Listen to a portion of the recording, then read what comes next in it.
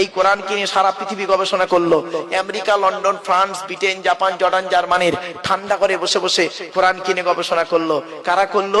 হ্যামব্রে Davy, Michael Faraday, Einstein, Isaac Newton, doctor Maurice Bucaille, mister Cook, mister Jabiri, mister Campbell, Raja Rammohan Roy, Ishwarchandra Vidyasagar, Rabindranath Tagore, Acharya Jagadish Chandra Bose, Francis Drake, William Skidmore, Williams Harvey, Thomas, George Bernard, এরা কোরআন কিনে গবেষণা করলো।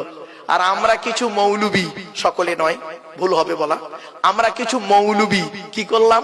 এই কোরআনটাকে নিয়ে তেল পড়া, পানি পড়া, ওয়াজ করা, খতম পড়া, তাবিজ মরা, ঘর বন্ধ করা, আর নিজেদের মধ্যে মারামারি করা। কিরকম মারামারি?